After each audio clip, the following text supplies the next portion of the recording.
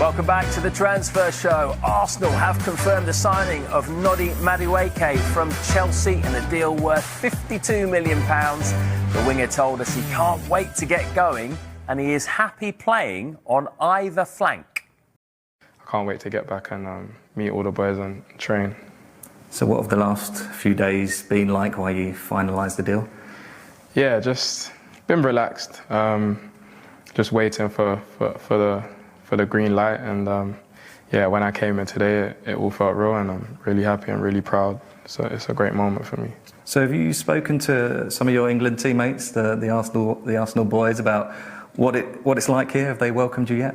Yeah, definitely. I've spoken to Dick, Miles, Bukayo, even Urian as well, and they all say amazing things, obviously, about the club and the culture here and how warm it is and how much of a family it is. Is having that versatility something that you pride yourself on, something that you've worked hard on?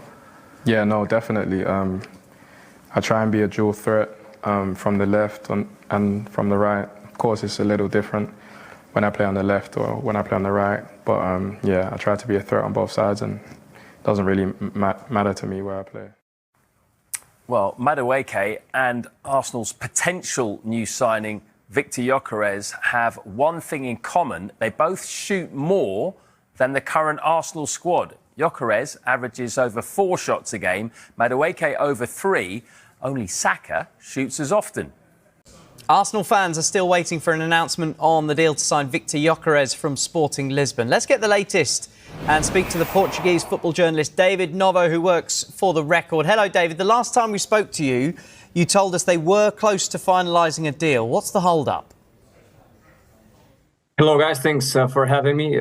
Yeah, I said that, and I say the same thing. They are close, really close to make the deal. That's the thing. It's a small margin of 2.5 million euros in one of the bonuses.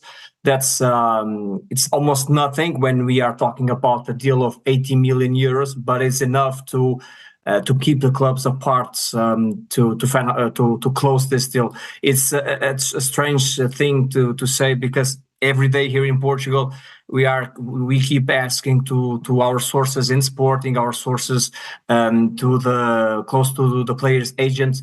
And there is a lot of information. I can give you an example. Just by today, early morning, we started to have some messages in our WhatsApp group at Record Portugal with some journalists. Early morning, some information saying that the deal was closed. And then like 1 hour after that, we had information that the deal is still not closed. So a lot of information, a lot of back and forth with this situation. Strange thing, just why the deal is not closed yet when we are talking about, like I said, 2.5 million euros in a transfer fee of 80 million euros. But that's the point right now.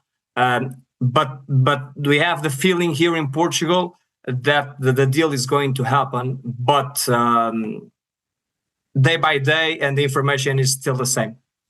Yep, we have to wait and see. Now, the Sporting chief was very forthright in suggesting that if the player didn't return to training, he would be fined. Is Gyökeres back in training yet?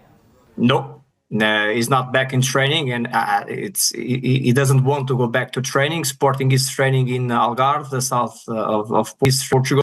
They are playing friendly games already in the preseason, and no sign of Gyökeres. And he doesn't want to return. He's still, the information that we have, we believe that he's still in Sweden, waiting for the green light so that he can travel to London first.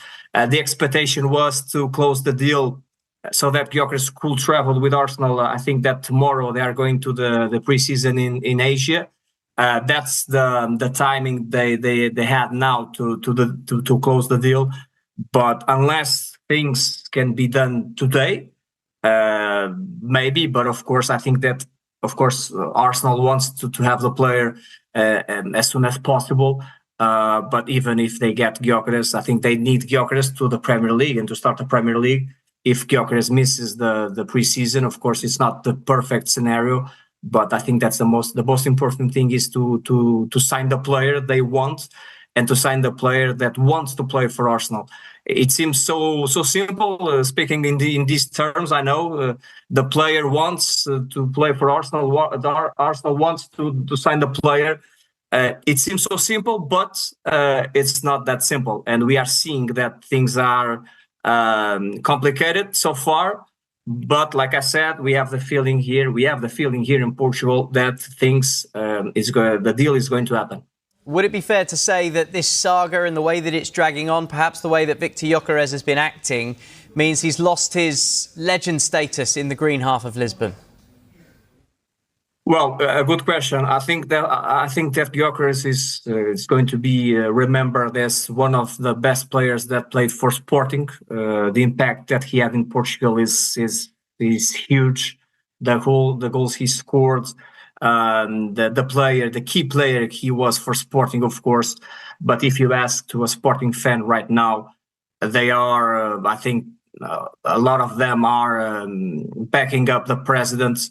And against the player, because of course I think that everyone has the right to, and Gyökeres has the right to play for Arsenal. He has the right to have his dream to play in the Premier League. We all respect that here in Portugal, the fans, the press. But the way he's dealing things by missing training when he has a contract, he has his wages on time. He's cherished by the fans, and when you have that status and you miss training and you push and you put pressure on the deal through his agents, we believe, of course. I think he's going to leave for a small door, and he could leave as a legend.